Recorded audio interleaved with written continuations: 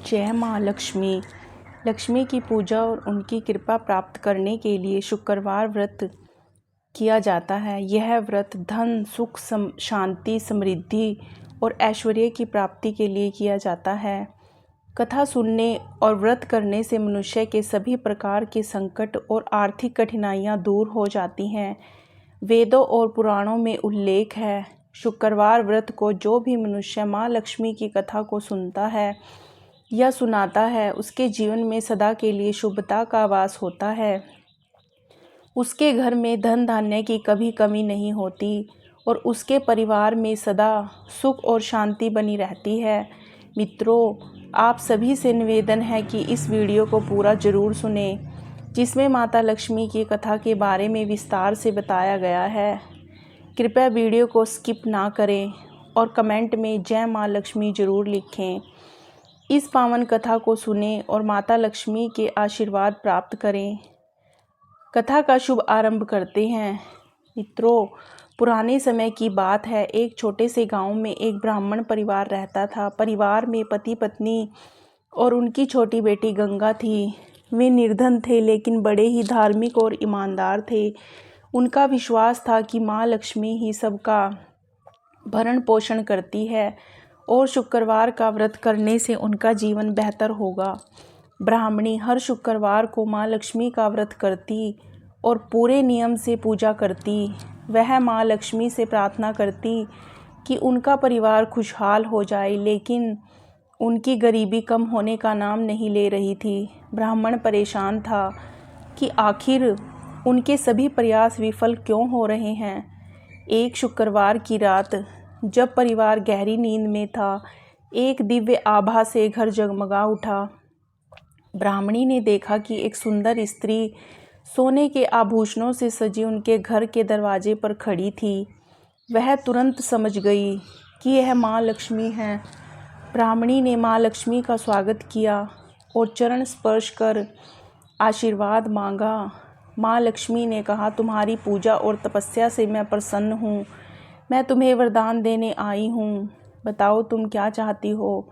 ब्राह्मणी ने झिझक हुए कहा, माँ, हमारे घर में बहुत गरीबी है, कृपया करके हमें धन धान्य से कर दीजिए। माँ लक्ष्मी ने मुस्कुराते हुए कहा, मैं तुम्हारी प्रार्थना सुनूंगी, लेकिन एक शर्त है, तुम्हें अगले 7 शुक्रवार तक मेरी परीक्षा देनी होगी।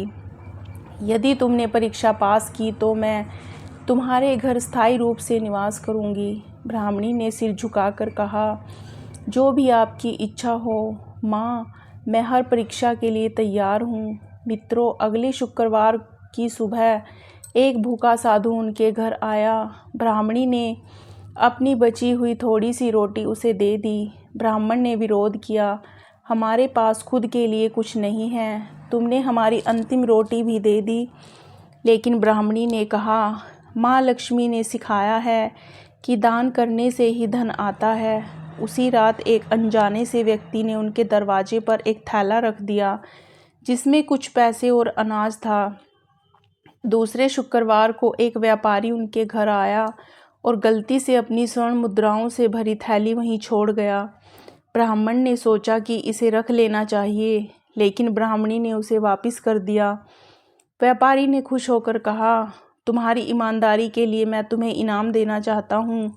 उसने उन्हें कुछ धन और कपड़े दिए। मित्रों, तीसरे शुक्रवार को एक अमीर व्यक्ति उनके घर आया और कहा, अगर तुम मेरे कहे अनुसार काम करोगी तो मैं तुम्हें बहुत धन दूंगा। लेकिन उनकी शर्तें अनुचित थी। ब्राह्मणी ने उन्हें मना कर दिया। उसी रात उनके खेत में सोने के सिक्के उगने लगे। माँ लक्ष्मी ने उनसे अगली परीक्षा में धैर्य और तप का परीक्षण लिया। हर बार ब्राह्मणी ने अपने विश्वास और निष्ठा से माँ लक्ष्मी को खुश किया। छठे शुक्रवार को एक बूढ़ी स्त्री ने आकर कहा, तुम्हारा घर इतना सुंदर है, क्या मैं यहाँ कुछ दिन रह सकती हूँ। ब्राह्मणी ने सहर्ष स्वीकृति दी, लेकिन वह बूढ़ी स्त्री बहुत परेशान करने वाली थी। उसने सारा काम बिगाड़ दिया, लेकिन ब्राह्मणी ने कभी धैर्य नहीं खोया। 7वें शुक्रवार को वह बूढ़ी स्त्री एक बार फिर आई, लेकिन इस बार उसने ब्राह्मणी से कहा, तुमने मेरी हर परेशानी झेली, क्या तुम जानती हो मैं कौन हूँ? ब्राह्मणी ने विनम्रता से कहा, नहीं माता, लेकिन जो भी आप हैं, आप हमारे लिए आदरणीय हैं। तब बूढ़ी स्त्री एक चमकदार रोशनी में बदल गई और माँ लक्ष्मी के रूप में प्रकट हुई। उन्होंने कहा, यह मेरी अंतिम परीक्षा थी। तुमने मुझे मेरे वास्तविक रूप में पहचाना नहीं, लेकिन अपने कर्मों और व्यवहार से यह सिद्ध किया कि तुम धन और वैभव की सच्ची अधिकारी हो। माँ लक्ष्मी ने कहा, तुम्हारा जीवन अब बदल जाएगा, लेकिन एक रहस्य है जिसे मैं तुम्हें बताना चाहती हूँ। ब्राह्मणी चौंक गई। कैसा रहस्य? माँ लक्ष्मी मुस्कुराई और बोली, यह सत्य है कि मैं धन की देवी हूँ, लेकिन तुम्हारे जीवन में जो कठिनाई आई है वे तुम्हारे ही पूर्व जन्म के कर्मों का परिणाम है। तुम्हारी भक्ति और निष्ठा ने तुम्हारे कर्मों का प्रभाव समाप्त कर दिया। अब तुम्हारा भविष्य उज्जवल है, लेकिन ध्यान रखना, कभी भी अहंकार और आलस्य को अपने पास मत आने देना, वरना यह सब छिन जाएगा। मित्रों, माँ लक्ष्मी के आशीर्वाद के बाद परिवार का जीवन पूरी तरह बदल गया। उनका घर धन धान्य से भर गया और वे अब न केवल अपने परिवार का बल्कि पूरे गांव का सहारा बन गए। उन्होंने अपनी संपत्ति का उपयोग गरीबों की सहायता करने, अनाथ बच्चों के लिए विद्यालय बनाने और भूखों को भोजन कराने के लिए किया। गांव के लोग इस चमत्कार को देखकर हैरान थे। वे समझ गए कि माँ लक्ष्मी केवल धन की देवी नहीं, बल्कि वह उनके कर्मों का प्रतिफल भी देती है। ब्राह्मण और उसकी पत्नी ने माँ लक्ष्मी की दी हुई शिक्षा को कभी नहीं भुलाया। सुखमय जीवन चल रहा था, लेकिन एक दिन गांव में एक अजनबी आया। वह बूढ़ा व्यक्ति ब्राह्मण के दरवाजे पर बैठकर रोने लगा। उसकी दयनीय स्थिति को देखकर ब्राह्मण ने उसे अंदर बुलाया और भोजन दिया। भोजन करते हुए उस बूढ़े ने कहा, तुम्हें इतना धन कैसे मिला? क्या यह चोरी का है? ब्राह्मण ने हंसकर कहा, यह महालक्ष्मी की कृपा है, उन्होंने हमें यह सब दिया है। बूढ़ा व्यक्ति थोड़ा संदेह में था और बोला, क्या तुम सच में इतने ईमानदार हो? यदि हाँ, तो क्या तुम अपनी सारी धन संपत्ति दान कर सकते हो? यह सुनकर ब्राह्मणी और ब्राह्मण ने एक दूसरे की ओर देखा। उन्होंने तुरंत उत्तर दिया, अगर माँ लक्ष्मी को यही पसंद है तो हम यह भी करेंगे। धन हमारे लिए कभी प्राथमिकता नहीं था।